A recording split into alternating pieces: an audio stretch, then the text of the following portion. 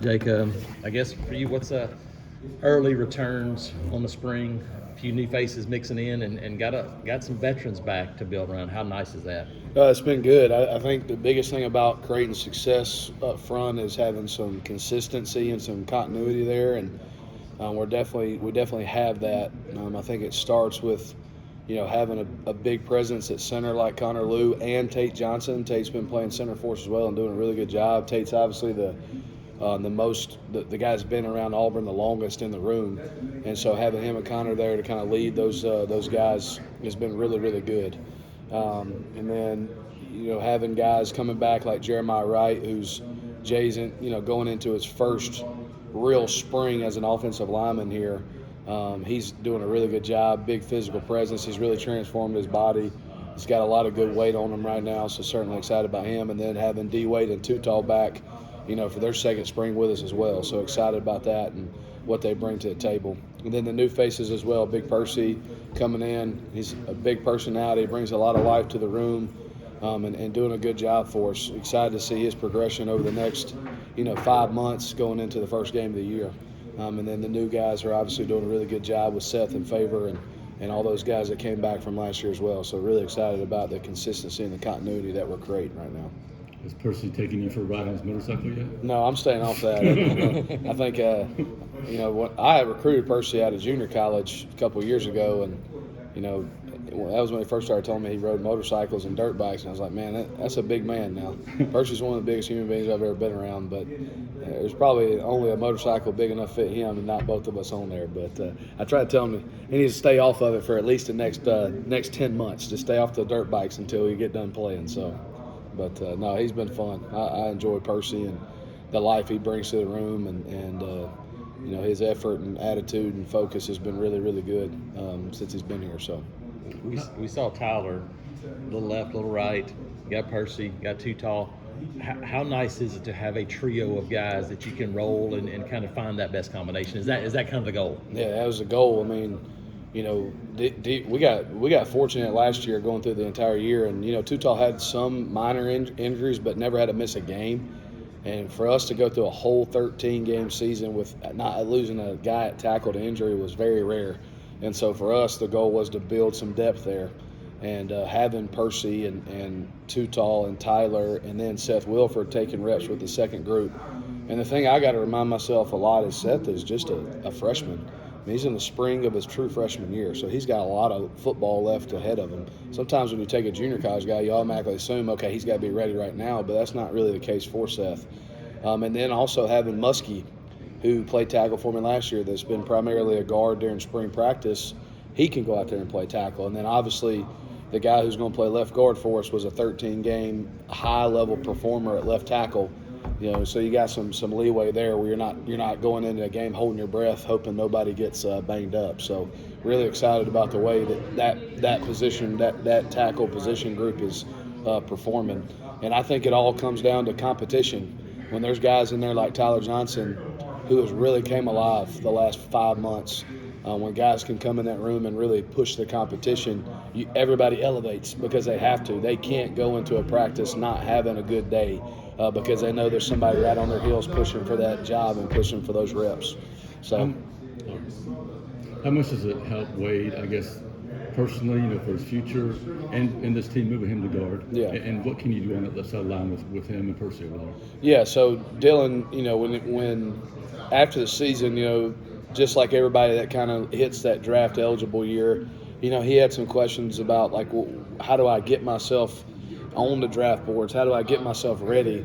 And just looking at D. Wade, it's his body type is what the NFL is looking for in a center and a guard, and having the athletic ability, having the natural power. So it was the best for both of us because I do think having him at guard, with how much wide zone we run, how much counter we run, he's going to fit that position perfectly, and it's going to help him elevate his draft status to get ready for after next season. So it was a move that benefited him but also benefited us as well. But we needed to go find somebody that could step in and fill that role at left tackle, and right now we feel like we have two guys there with Percy and Tyler Johnson. Both of those guys are performing at a really really high level. And so having that left side, performing at a high level has really helped us through the first 7 days of spring in the protection and in the run game. You mentioned Connor.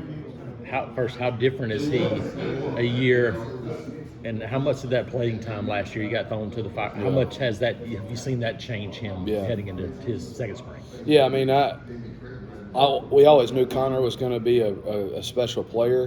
It was just a matter of when, not if. And unfortunately, we hated to lose Avery during the season, but Avery Jones from last year. But that was the best thing that happened to Connor and for us as an O-line, because it allowed Connor to get his confidence built up. And he's not a rookie anymore. He's not a freshman. He's an 8-game starter and had a really good 8 games. But I think the biggest thing for Connor is he's really stepped up the leadership part of his game. Very vocal, physical presence. He's because of how well he did last year, at practice, he's going to get everybody's best shot, and he's really performed and really, as everybody else around him is elevated, he's elevated his game even more as well. And I think the mental aspect of it is huge. He learned a lot last year from those older guys that had played a lot of football, and now he's always in the film room, always after class and stuff. He's up there watching tape and getting ready, and he's never coming into a meeting or a practice walkthrough unprepared. And that's what shows when we go out there to the practice field, because he plays so fast and plays at such a high level. Zayden Miller, is he a guy that when he ended last season made some jumps, but still has a long way, not a long way, but more that he can build upon? And how do you think he's progressing? Yeah, I mean, too tall coming into last year. He was a limited experience guy coming out of junior college, and he ended up winning that job during fall camp because he had really good weight on him. He was athletic and explosive. And he did battle some ankle stuff during the season, but once he got healthy, I thought he performed well down the stretch, particularly well in the run game versus Alabama. Showed some energy and some competitiveness that we were really looking for, from him at that position, and he's really built off that coming into the offseason. He's got his weight. He's got to continue to gain weight, but he's in good weight right now. He's carrying it well. He's strong. He's focused a lot on his technique. He was probably the best one of any of those guys that really self-scouted himself from last year. And, okay, this is what I got to go work on. This is what I need to do. And it's paying off for him right now. And then also the competition in that room has really pushed him, and he has risen to that level. He's not scared of competition. And I think bringing guys in there helping him push himself along has really been beneficial to him as well. So excited about where he is, and certainly excited about Coach Dom and Miss Danielle getting a whole nother offseason with him leading into his senior year. I think it's fair to say you inherited a little bit of a mess at offensive line when you got here. Do you feel like you've sort of built it up, not maybe all the way where you want it, but where you've got guys in the junior class, sophomore class, freshman class, guys ready to step up when the next guys move on? Yes, I do feel like we're on our way. Something about me and the O-line, we all embody this deal is we're never going to be satisfied. We want to win the Joe Moore Award. We want to win the SEC. We want to win the national championship. And then hopefully when we get to that one day, we're going to try to go do it again the next year. And so we're always working and striving to get where we want to be. I do feel like we've covered a lot of ground in a short period of time. That's a testament to this whole program, though. I was bragging yesterday. Coach Dom and Miss Danielle are the two best people in my life in this building, because they are helping me. I'm bringing them these young players or these transfers, and they are helping them add or lose good weight. And then Coach Dom just getting them right in the weight room so that when they come to me on the practice field in spring and fall camp, I can focus solely on getting them developed on the field. And that's from guys who are transferring in, 6-year guys, all right, which we saw last year and another one this year, and that's true freshmen as well. The work that they put in, and then the work that Coach Freeze with the culture and the team aspect of it, it allows these guys not to be complacent, but to be comfortable in their surroundings and know that there's people around them that trust them and care about them. And it's helping them grow as a person, which ultimately when they step between those white lines, it allows them to play better, play faster, play with more confidence, because they genuinely care and love the people around them. So I think that's why we're seeing really at every position.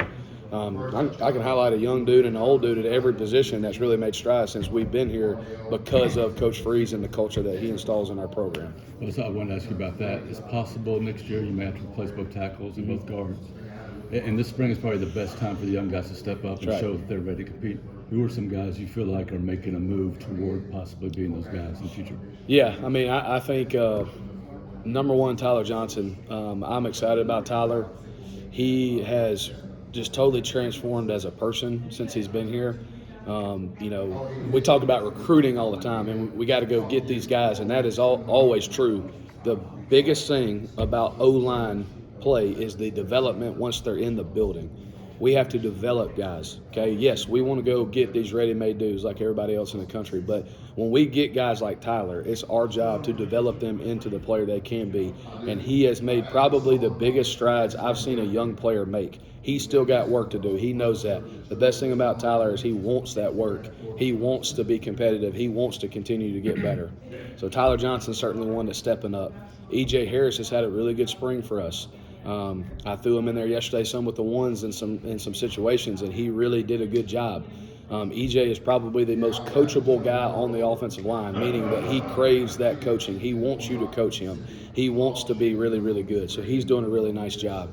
I think Seth Wilford is doing a really good job. He's young, inexperienced. I kind of relate him very much to what Tutal was last year, except for younger than Tutal was last year. So, but big body with some athletic ability and some traits that I believe when we get some more time underneath us, he's going to be able to shine on this offensive line.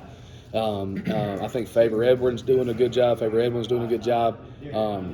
we took him, everybody labeled him as a project, and he is, but he is so much further ahead mentally than what I thought he was going to be, and physically. So really excited about the trajectory of him as well. Another guy that's really stepped up, and I'm proud of him for it, is Braden Joyner. Braden has done a really good job. He struggled last spring, but he acknowledged that he struggled. And I'm not just talking about football, but off the field, he knew what his downfalls were, and he attacked those. He went on scout team this fall and really competed, and he's doing a great job competing right now. When somebody goes down in the first or second group, I don't even have to turn around, and Braden is sprinting in there to get reps, and I love that. Like, that means that I know that guy wants to do it, and I can work with that. And so excited about him and what he's going to bring to the table. So those are kind of the guys that stand out. I do think that everybody in my room, in our O-line room, is working really, really hard. So I don't want to leave anybody out, but everybody's doing a really good job. But I'd say those are the guys that are really flourishing and standing out on a day-to-day basis for us. You see Tabor as a tackle guard? What do you see? I see him as a tackle. Right now, that's where he is. That's where we're going to develop him as. We'll see what his body does in the weight room, but I think right now that's where he's going to be, and he's shown real progress there. So excited about that position for him. Jake, do you have an example of Tyler growing? What specifically, I guess, have you seen on or off the field that's like you can point to when you talk about how much he's grown as a person? Yeah, I mean, as far as off the field, because I think the on the field stuff, it'll be easy to see once people see him in action. But off the field, just when he got here, he was very quiet, reserved. He still has that about him, but he's very confident. He's a very confident person right now. Whereas when he got here in June, a lot like most freshmen, was very nervous, very shy. But he's really blossomed as a person and in his confidence. Teammates love him, want to be around him. Used to not be able to pry anything out of him, word-wise, and now he's, you walk in the O-line room.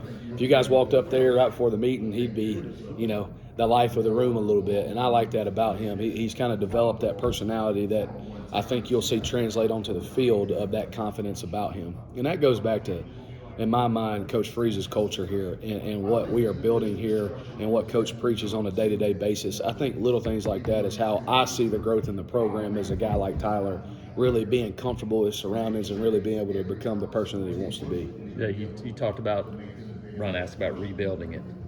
25 is a huge, you've been pointing towards the 25 class in terms of recruiting for quite a while. Yeah. What's kind of the number you're shooting for? I know it always is always a variable because you never know if you lose guys, but what do you think about kind of the board and kind of how things are going in terms of recruiting this class? Yeah, I mean, we're going to take I say this all the time, we're going to take as many good ones as we can get. I think we have slotted five spots. We could take up to 6. I think this 2025 class is really, really, really good. And so I'm really excited about this area of guys and nationally. Aaron Pittard is a guy who works in personnel. He's going to be a superstar in his line of work. He's done a really good job of identifying guys, helping me ID the tape, and getting them here on campus. And so I feel like we've put ourselves in a position to where we can sign a really strong class. We got to continue to work at it, continue to recruit, and get those guys here. But excited about what that class can bring. And for us, it is what I would say. You asked earlier about the O-line and how we've made up ground. And I think this 25 class can really help us shift the trajectory of that room for the long haul, not just short term, but for the long term.